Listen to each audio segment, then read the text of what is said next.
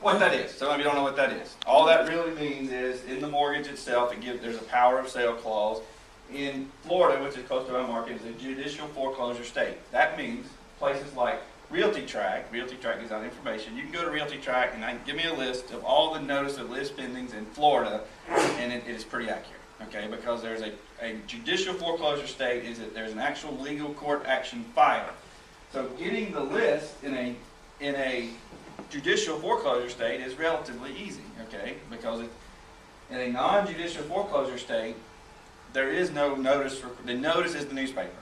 I mean, that is the notice. You know, you put it in the newspaper. So therefore, you have to, just gathering the list of upcoming sales is a challenge.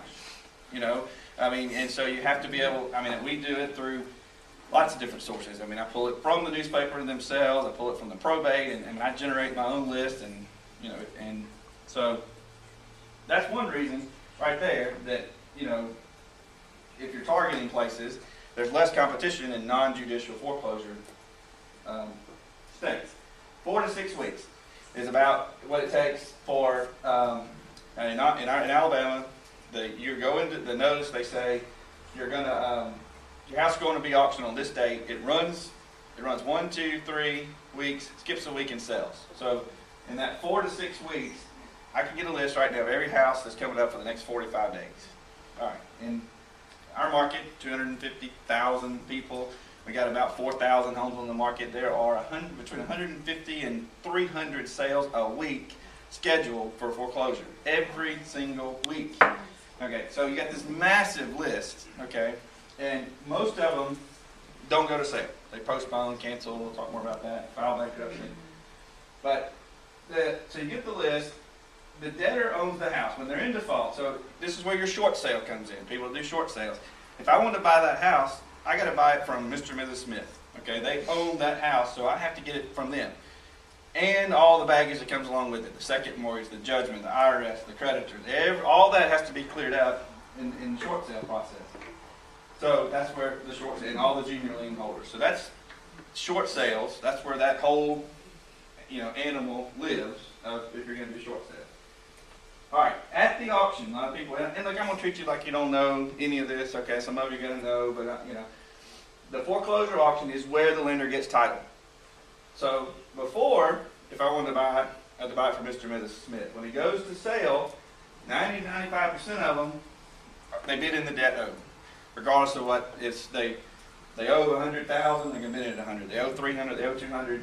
The house is only worth $50, you know, but the opening bid is $150. They bid in whatever, so 90-95% of the auctions are won by the lender. Every single HUD house that you see, Fannie Mae, Freddie, has already been through the foreclosure process. It's already been to the steps. Okay, a lot of people don't know that, you know. So it goes through the steps. Junior lien holders do not have to be satisfied at the courthouse steps. So if you got that becomes a target property for you. You got a house that's worth 200. They owe 100 on the first. They owe 70 on the second. The opening bid is going to be 100. Okay, and you can buy that house for 100,000 because that second lien holder is now in a junior position, and the only protection they have is to show up at the sale and bid the price up, or to pay it off. They can pay it off, but if they haven't paid it off by the time it got to the sale, then they're not. So if you buy it for 100,000, you own that house. Subject to the right of redemption. Now, I don't know what the right of redemption is in Oregon. So do you have a right of redemption? No. There is none? Zero? Okay. Alabama has a 1-year right to redeem. Depends on if it's sold at the courthouse or the sheriff. Okay. Yeah, sheriff sales are a little bit different, but Alabama has a 1-year right to redeem. And people ask me, why 1 year? It all dates back to the slave trade and the Civil War and the Union. All the banks were controlled by the North. The South seceded from the Union after the war. Cotton farms and all that stuff. So the Union, the banks would call the notes due, and the cotton people couldn't pay the mortgage because the crops weren't growing. So the legislature came in and says, in Alabama, if you foreclose, that buyer has 1 year to redeem from the day of the price. So that becomes a real issue, and we'll talk about that more. But it can go from 1 day, 0, 1 day, 1 year is the most I've ever heard. Is 1 year right to redeem. You have so many properties that are coming up to auction, and of course the auction wipes out all the other junior liens, but except federal tax liens. What about Federal tax tax liens, lien, and how do you federal- deal with that? All right, federal tax lien, IRS, goes away. You got your, if it's up here, as long as they're properly notified. The IRS has special notification requirements, talking about this right of redemption. Now, if it's before the mortgage, then it's, it is. But the IRS has just a right to redeem, if they're in line behind that. Now, a property tax lien, like the property taxes, do have to be satisfied. So you do have to, if it's sold for taxes at the tax sale, you got to know that before you bid, because you got to go redeem it, because that supersedes your mortgage. And I'm pretty certain that that's national. I know I'm speaking for Alabama, but I'm pretty certain that the IRS goes away. You're looking at me like you don't believe me. And look, I'm not an attorney, right? And I didn't charge anything to be here, so you got what you paid for. Okay? But I'm pretty certain that the IRS is down below, and somebody can fact check on me. That they just have a right to redeem, and they have to be specially notified. All right, that we talked about the newspaper. Like, I'm hot.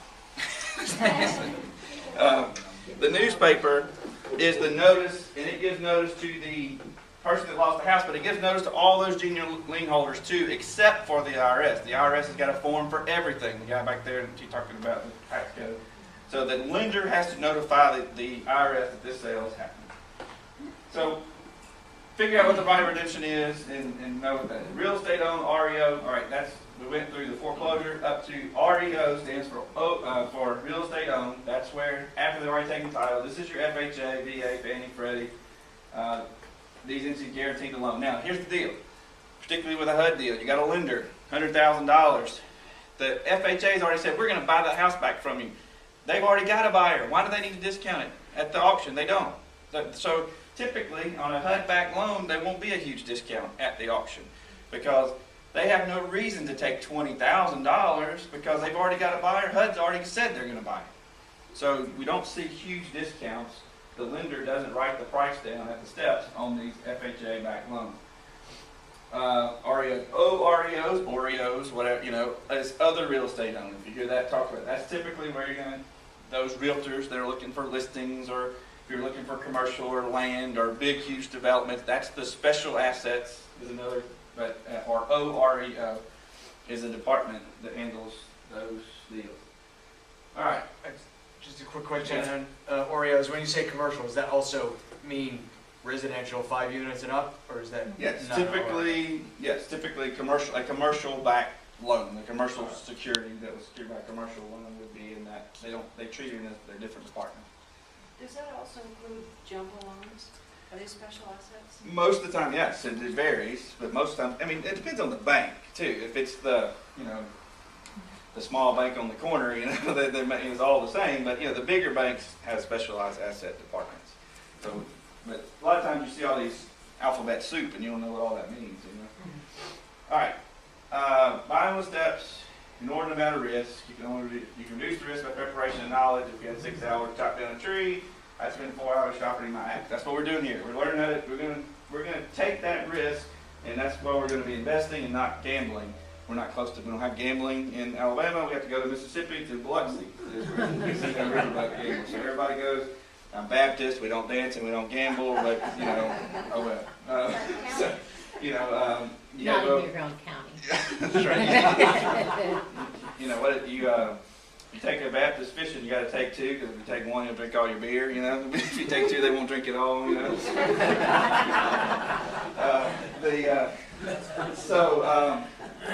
Why do we do it? Okay, why do we do it? Travis and I talked. We got to have a volume of deals. I can't make money at $1,000. If I make $1,000, come on. It isn't enough money. These are deals we can crank them out, and they're targeted, and we 2 or 3 deals a week, and I've done we're as many as 5 a week that we're buying at 20, 30, 40 cents on the dollar. If you're paying more than 65 cents, our rule, traveling in general, if you're paying more than 65 cents of what you think that property is worth, you're paying too much on the steps. That's probably true in general of investing, but particularly on the steps because there is so much risk involved. No inspections, no title insurance. We'll talk about that. You're the only decision maker. I cannot drive before I cut my hair, pull all my hair out, short sales. you know, talk to this person. They don't no longer work here. You know, call back later and fax me this document. I faxed it to you already. We'll fax it again and email it to this person and drives me crazy. All right, so you can't no negotiating, running around. All right, and you also got to deal. You got to deal with the people and their problems, and somebody died, and divorce, and death, and shot their uncle and their cousin, and you know whatever else. They married their cousin, you know. I mean, it is Alabama, you know. So, you know, but look, one of the worst deals, title problems I had. They were married, they got divorced, they got remarried, they got divorced, and died, you know. And then I ended up buying the house, and I had to sort all that out, and what a mess. But anyway. You don't have to do all that. The bids come out, the bank says, this is the price, and we're going to take it. And if you bid $1 over that, you buy it, and if you don't even go bid. You can go down there, it's a public sale, it's outside, you can bid $1. But the bank tells you, you bid $1, we're going to bid $27,000 or $100,000, whatever. They're going to tell you what the bid is, so you can't go down, there's no negotiating. You can't go down there, and you don't have to talk to anyone. The only decision is you, and do you have the cash? Can you fund it? And if you like it, you buy it. If you don't, you don't. All right. Most sales, and now this does vary from jurisdiction to jurisdiction. Some of them actually do give you a little bit of time. Some of them give you 24, 48. I've even seen some cases where they will give you, up to 30 days. But that's not true of most of them. Most of them are cash and carry. In other words, you got to. And this we talk about IRAs and different funding sources. The money has to be certified, ready, available. I had a lady lose a deal. Her money was in some sort of investment account. She bought the deal. She went to get a certified check, and they wouldn't give it to her because the money wasn't certified. It was available. She would have had to deposit it in her account, let it sit there, and then the next day it would have been available, and she couldn't buy the deal. The money has to be ready, certified funds, either by cashier's check or a wire that day. Okay, property wars. I just, I've been doing this forever, and I didn't know there was I said I need my own reality show, and they already got it. Property wars. The property wars. It's a little dramatic and all that stuff, but that's real. Okay, it is real. You go out there. That list I'm talking about, I generated. It's around here somewhere because I was running it this morning. I got here at 4 o'clock this morning, and my phone started ringing about 6:30, so I got about 3 hours sleep last night. But anyway, so the bids start coming in. You got this list.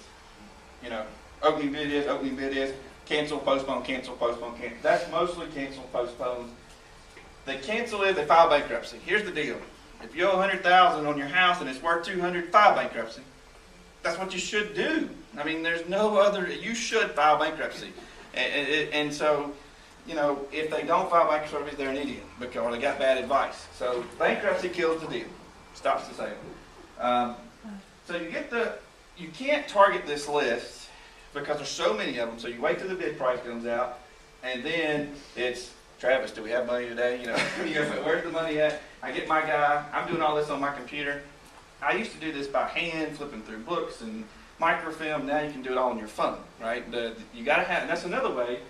To do this in any market, you've got to have online tax records. I mean, it's got to be instant. If you don't have that, again, Alabama, there's counties in Alabama where there's more deer than people, And so, you have to, sweetie, we don't have that up here, and, so you got to have records, right? You got to have records, the online records. So you go out there, you're driving by the house. The best key you can have is your size 10 and a half. If you can get in the front door. If it's vacant, you have no right to be there. Okay, so you can't go. If the people are there, you can't just go barging in because you don't own the house. They own the house. You are trespassing. Okay, I've had the police call on me. Jumping through windows, and the police does come because you got this abandoned house that all the neighbors want it gone. Right, it's the eyesore of the neighborhood, and all of a sudden. 7 big, whatever, some of my guys are skinny, but fat white guys, whatever, we're all sitting up in there, and, we're all running around the house trying to get in, and they'll call the police because, they want to see what's happening. So, if it's occupied, you can't get in. Now, the deals that are occupied, your level's going to go way down as far as if that house is worth